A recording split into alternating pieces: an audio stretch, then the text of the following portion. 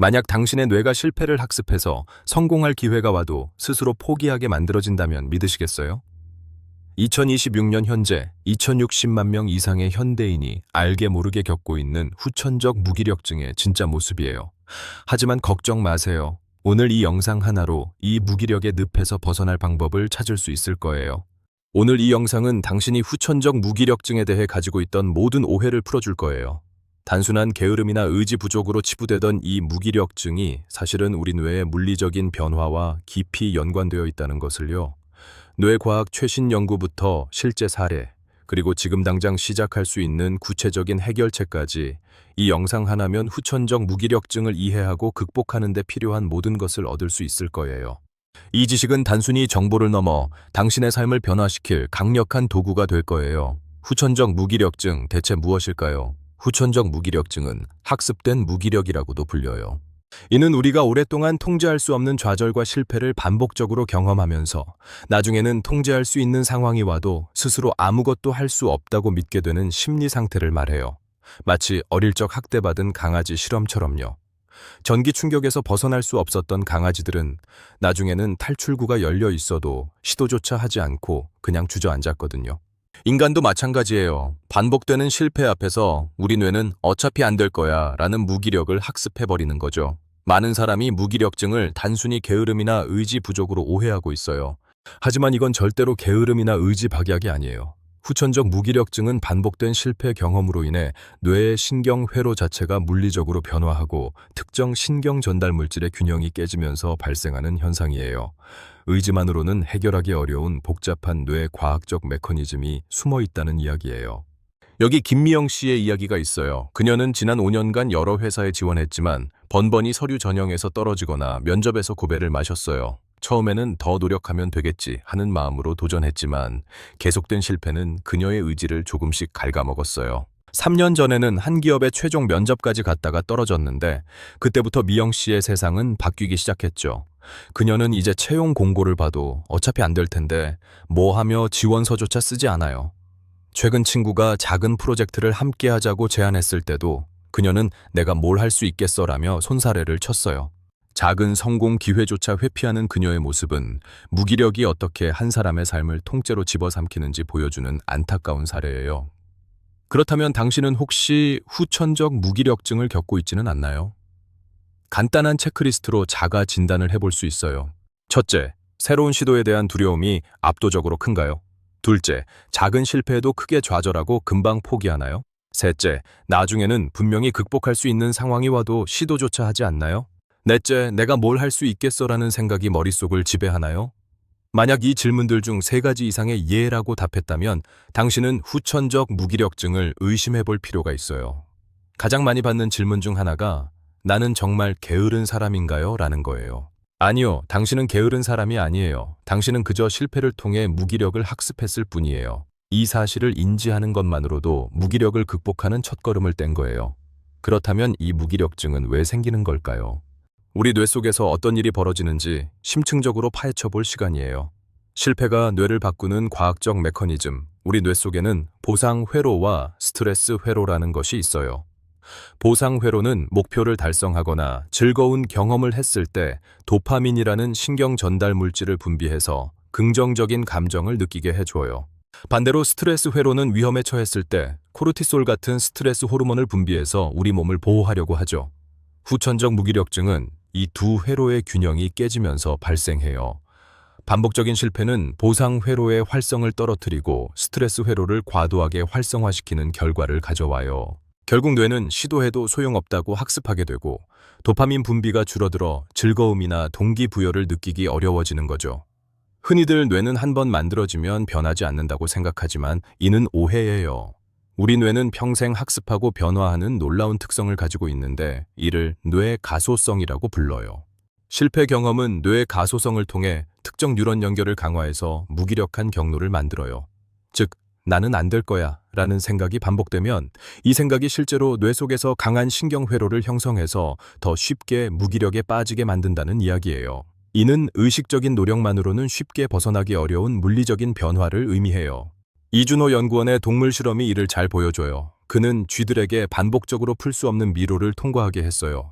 처음에는 열심히 탈출구를 찾던 쥐들이 시간이 지날수록 미로의 입구에 들어서자마자 포기하고 구석에 웅크리는 행동을 보였어요. 나중에는 쉽게 탈출할 수 있는 미로에 넣어도 전혀 시도하지 않았죠.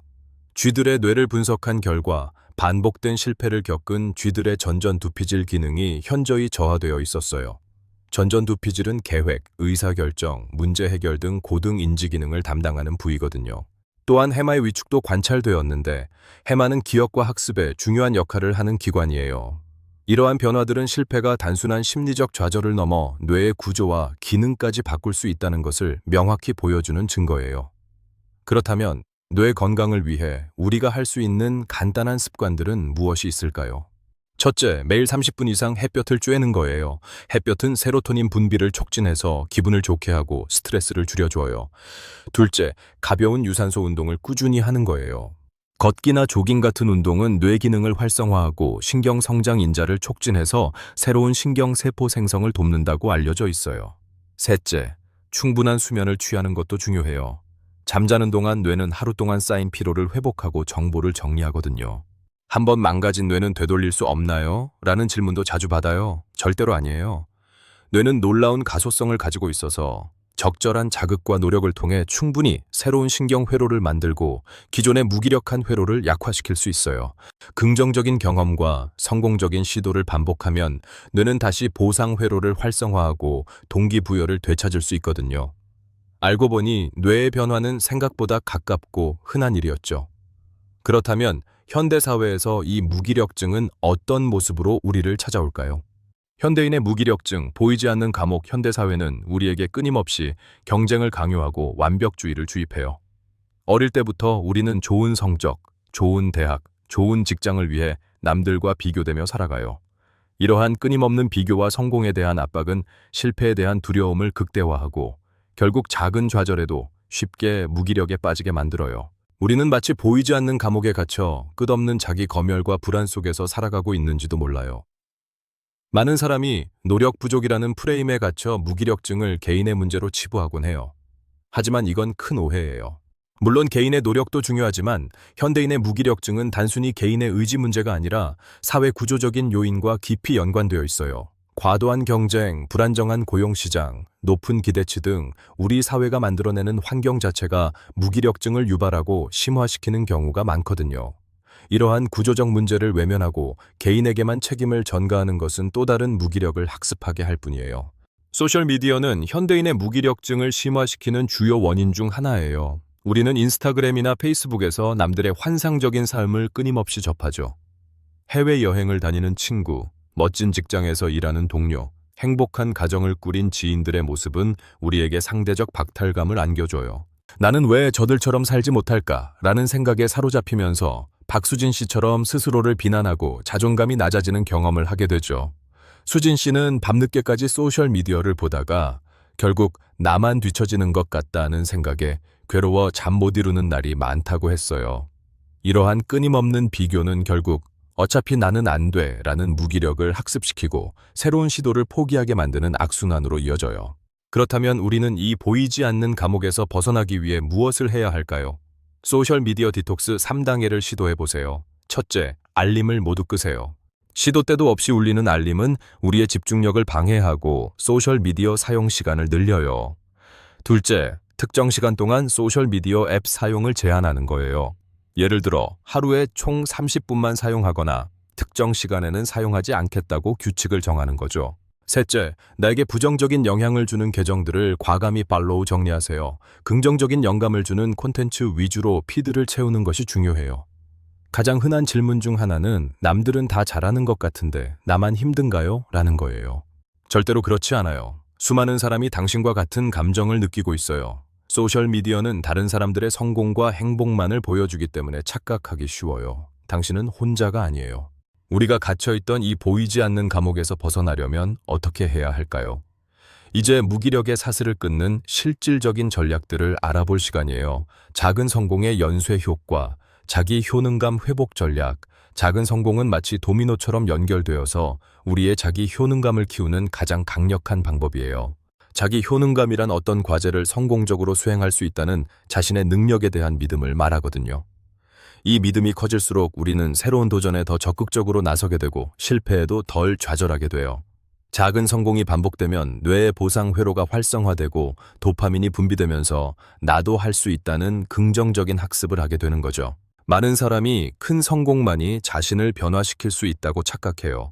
하지만 이는 오히려 무기력증을 심화시킬 수 있어요. 거창한 목표는 달성하기 어렵고 중간에 실패하면 더 큰 좌절감에 빠지기 쉽거든요. 오히려 작은 성공이 훨씬 중요해요. 계단을 한 칸 한 칸 올라가듯 작은 목표들을 연속적으로 달성하면서 자신감과 자기 효능감을 점진적으로 쌓아나가는 것이 핵심이에요. 여기 한 달 만에 5kg 감량에 성공한 최민수 씨의 이야기가 있어요. 30대 중반의 직장인인 민수 씨는 만성적인 야근과 스트레스로 몸무게가 90kg까지 나갔어요. 매번 다이어트를 시도했지만 번번이 실패하며 좌절했죠. 나는 살 빼는 데는 재능이 없어 라고 무기력을 학습했던 그였어요. 하지만 어느 날 그는 아주 작은 목표부터 시작하기로 결심했어요. 거창한 헬스장 등록 대신 매일 저녁 식사 후 10번 스쿼트 하기로요. 처음에는 고작 10번이었지만 그는 꾸준히 이 작은 목표를 지켰어요. 일주일 후에는 20번으로 늘리고 다시 2주일 후에는 동네 한 바퀴 걷기를 추가했죠. 한 달이 지났을 때 그는 놀랍게도 5kg을 감량하는 데 성공했어요. 민수 씨는 이렇게 말했어요. 10번 스쿼트가 저를 바꿀 줄은 꿈에도 몰랐어요. 작은 성공이 쌓이니까 저도 모르게 자신감이 붙고 다른 목표들도 시도하고 싶어지더라고요. 스몰 스텝 목표 설정 5단계를 알려드릴게요. 첫째, 현실적인 목표를 수세요. 너무 쉽지도 어렵지도 않은 당신이 확실히 할 수 있다고 느껴지는 목표여야 해요. 예를 들어 매일 5쪽 책 읽기처럼요. 둘째, 구체적인 행동 계획을 세우세요. 운동하기 대신 오후 7시에 아파트 계단 5층 오르기처럼요. 셋째, 작은 성공이라도 반드시 기록하고 시각화하세요. 달력에 스티커를 붙이거나 체크리스트에 표시하는 식으로요. 넷째, 목표를 달성했을 때 스스로에게 작은 보상을 주세요. 좋아하는 커피 한 잔이나 짧은 휴식처럼요. 다섯째, 유연성을 가지세요. 가끔 목표를 달성하지 못해도 괜찮아요. 중요한 건 다시 시도하는 것이지 완벽하게 해내는 것이 아니거든요. 작은 성공이 과연 큰 변화를 가져올 수 있을까요? 라고 묻는 분들이 많아요. 네, 그럼요. 우리 뇌는 작은 성공에도 도파민을 분비하며 이것이 곧 긍정적인 행동을 반복하게 하는 강력한 동기가 돼요. 작은 성공은 뇌의 보상 회로를 서서히 재활성화하고 나도 할 수 있다는 자기 효능감을 키워 궁극적으로 큰 변화를 가져올 수 있어요. 작은 씨앗이 거대한 나무가 되듯 우리의 작은 시도가 뇌를 변화시키고 무기력을 극복하는 씨앗이 될 거예요. 하지만 이 과정에서 실패는 언제든 찾아올 수 있잖아요. 실패를 재정의하는 기술, 회복 탄력성 강화 훈련. 실패를 재정의하는 기술은 실패를 성장 과정의 일부로 받아들이는 마음의 근력을 키우는 거예요. 마치 넘어져도 다시 일어나는 아이처럼 실패를 통해 배우고 더 강해지는 능력을 말해요. 회복 탄력성이 높은 사람은 실패 앞에서 좌절하기보다 그것을 분석하고 다음 시도에 활용하는 지혜를 가지고 있어요. 이는 무기력에 늪에 빠지지 않고 계속 나아갈 수 있는 강력한 무기가 되어줄 거예요. 많은 사람이 실패는 곧 끝이라는 믿음에 사로잡혀 있어요. 하지만 이는 심각한 오류예요. 실패는 끝이 아니라 새로운 길을 알려주는 나침반이에요. 어떤 방법이 통하지 않는지 알려주고 다른 방향을 모색하게 하는 중요한 정보인 거죠. 모든 성공적인 발명과 발견 뒤에는 수많은 실패가 있었다는 것을 기억해야 해요. 에디슨이 전구를 발명하기 위해 수천 번의 실패를 거듭한 것처럼요. 실패는 우리의 성공을 위한 필수적인 과정이에요. 여기 스타트업의 실패를 딛고 성공한 배달 2민족 김봉진 대표의 이야기가 있어요. 그는 배달 2민족 이전에 여러 번의 사업 실패를 경험했어요. 어떤 사업은 시장의 외면을 받았고 어떤 사업은 투자 유치에 실패했죠. 만약 그가 실패를 곧 끝이라고 생각했다면 오늘날 우리가 편리하게 이용하는 배달 2민족은 존재하지 않았을 거예요. 김봉진 대표는 실패를 통해 고객의 니즈를 파악하는 법, 비즈니스 모델을 수정하는 법, 그리고 팀원들과 소통하는 법을 배웠다고 말했어요. 초기 실패에서 배우고 방향을 전환한 그의 과정은 실패가 어떻게 성공의 밑거름이 되는지 보여주는 아주 좋은 예시예요. 실패를 두려워하지 않고 배우는 실패 일지작성법 4단계를 알려드릴게요. 첫째, 감정을 기록하세요. 실패했을 때 느꼈던 솔직한 감정들을 그대로 적는 거예요. 예를 들어 좌절감, 화남, 실망처럼요. 감정을 인정하고 마주하는 것이 중요해요. 둘째, 객관적인 원인을 분석하세요. 무엇이 잘못되었을까? 어떤 부분이 계획대로 되지 않았을까를 냉정하게 평가하는 거죠. 감정을 배제하고 사실에만 집중해야 해요. 셋째, 배운 점을 명확히 기록하세요. 이 실패를 통해 무엇을 새롭게 알게 되었는지, 다음에는 어떻게 달라져야 할지를 구체적으로 적는 거예요. 넷째, 다음 행동 계획을 세우세요. 그래서 다음에는 무엇을 할 것인가에 대한 구체적인 액션 플랜을 마련하는 거죠. 실패가 너무 두려워서 아무것도 못하겠어요 라고 말하는 분들이 많아요. 이런 분들에게는 실패를 분석하는 훈련을 통해 두려움을 관리할 수 있다고 말씀드리고 싶어요. 실패 일지 작성은 단순히 반성하는 것을 넘어 실패를 통제 가능한 정보로 바꾸는 과정이에요. 이 과정을 통해 당신은 실패를 두려워하기보다 그것을 통해 배우고 성장하는 자신을 발견하게 될 거예요. 실패는 우리를 주저앉히는 것이 아니라 더 높이 도약하게 만드는 스프링보드라는 것을 기억하세요. 이제 이 모든 것을 통합해서 어떻게 무기력을 영구적으로 극복할지 알아볼까요? 무기력증을 넘어 나만의 삶의 주인이 되는 법. 통합적 솔루션. 무기력증을 극복하고 나아가 나만의 삶의 주인이 되기 위해서는 자기 주도적인 삶을 위한 환경 설계가 필수적이에요. 이는 통제 불가능한 요소들을 줄이고 우리가 통제 가능한 것에 집중하며 능동적으로 삶을 이끌어가는 것을 의미해요. 환경을 바꿈으로써 우리는 뇌가 긍정적인 경험을 학습하도록 유도하고 무기력의 굴레에서 완전히 벗어날 수 있어요.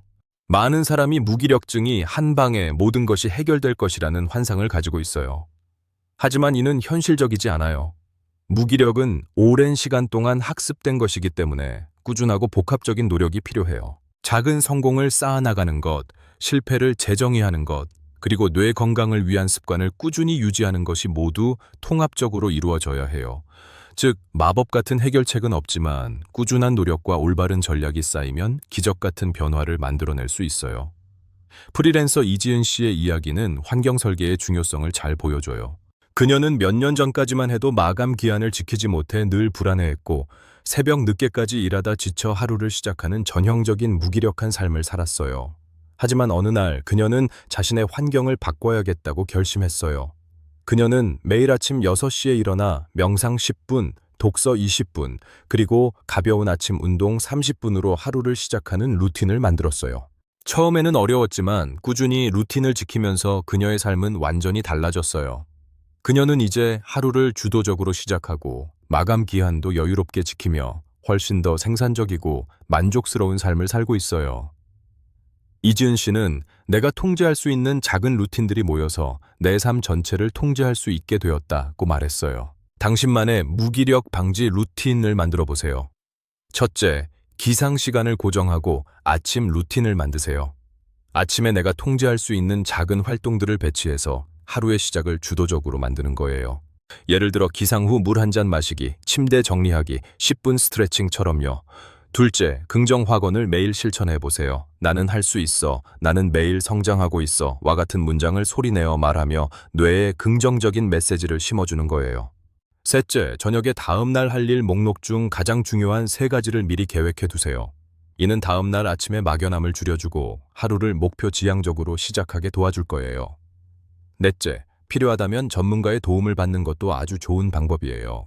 심리 상담사나 코칭 전문가의 도움을 통해 당신의 무기력증을 더 깊이 이해하고 맞춤형 전략을 세울 수 있을 거예요. 다 해봤는데 잘 안 되는 것 같아요. 라는 생각이 들 수도 있어요. 그럴 때는 혼자가 아님을 기억하고 전문가의 도움을 받아보는 것을 망설이지 마세요. 혼자서 모든 것을 해결하려고 애쓰기보다 전문가의 객관적인 시선과 지지를 통해 더 효과적으로 무기력을 극복할 수 있을 거예요. 우리가 뇌의 변화를 이해하고 작은 성공을 쌓아나가며 실패를 재정의하는 기술을 익힌다면 우리는 더 이상 무기력의 노예가 아니에요. 우리는 우리의 삶을 능동적으로 설계할 수 있는 주인이 되는 거예요. 후천적 무기력증은 게으름이나 의지 부족이 아니라 반복된 실패로 인해 뇌의 물리적 회로가 변화하는 현상이에요. 이 무기력을 극복하기 위해서는 작은 성공을 통해 자기 효능감을 회복하고 실패를 성장의 기회로 재정의하는 것이 가장 중요해요. 꾸준한 노력과 자기 주도적인 환경 설계를 통해 우리는 무기력의 굴레에서 벗어나 진정한 삶의 주인이 될 수 있어요. 오늘부터 딱 한 가지, 당신이 통제할 수 있는 아주 작은 목표를 세우고 바로 시작해보세요. 예컨대 오늘 할 일 목록 중 가장 쉬운 한 가지 완료하기처럼요. 이제 여러분은 알게 될 거예요. 당신의 뇌는 실패만 학습하는 것이 아니라 성공도 학습한다는 것을요.